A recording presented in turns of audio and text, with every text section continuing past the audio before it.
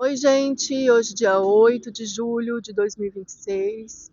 Eu vim aqui um pouquinho conversar com vocês a respeito da nossa forma de reagir àquilo que nos acontece. Tem muitas coisas nas nossas vidas que a gente não tem controle sobre elas, mas a gente tem controle com, com as nossas reações, né? Em como nós vamos reagir com aquilo que nos acontece. Vamos supor, você aí se programou para um final de semana na praia. Final de semana de piscina, de sol, de mar, de curtição. Mas e aí vem o clima, amanhece chuvoso, amanhece nublado, amanhece frio. A gente tem controle sobre o clima? Não, a gente não tem controle sobre o clima.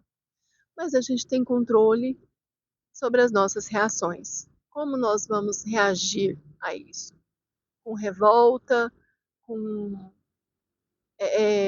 xingamentos, ou a gente vai simplesmente nos reorganizar para fazer um programa diferente, né?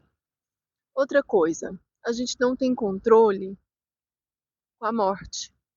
Às vezes a gente perde um ente querido de forma inesperada, né? Então aí um luto é imposto sobre nós, um luto pelo qual a gente não esperava, não, pelo menos não por agora, né?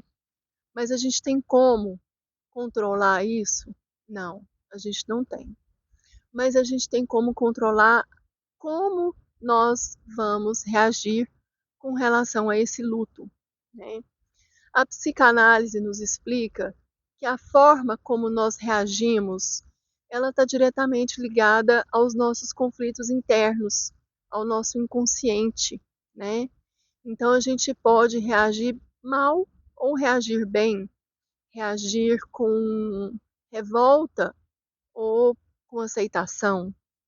O problema é que a revolta, ela é um mecanismo de defesa, muitas vezes ligado à negação, e ele nos protege apenas temporariamente com relação à dor, né? A revolta, a gente fica revoltado, fica nervoso, fica se fecha para o mundo. Só que esse mecanismo de defesa, ele é muito temporário, porque a dor vai permanecer, a dor ela é permanente, ela é contínua, ela não vai deixar de existir porque a gente está revoltado.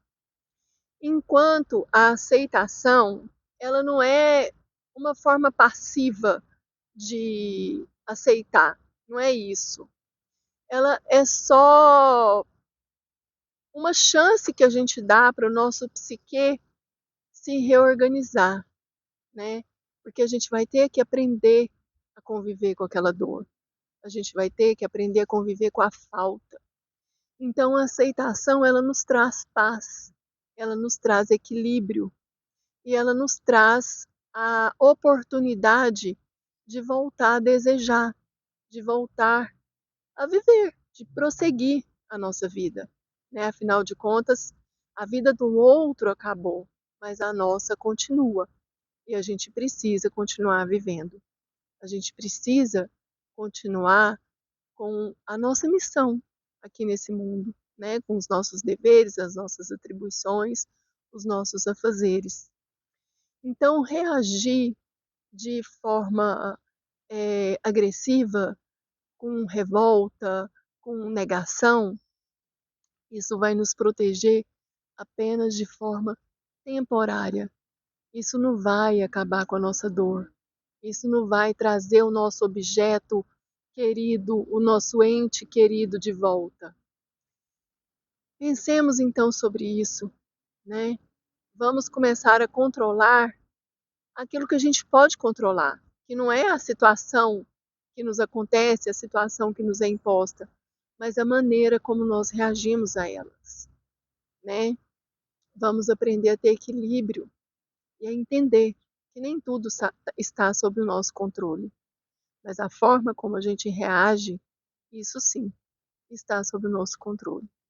E se a gente reage com aceitação, com ressignificação daquilo que nos acontece, a gente encontra paz, a gente encontra equilíbrio.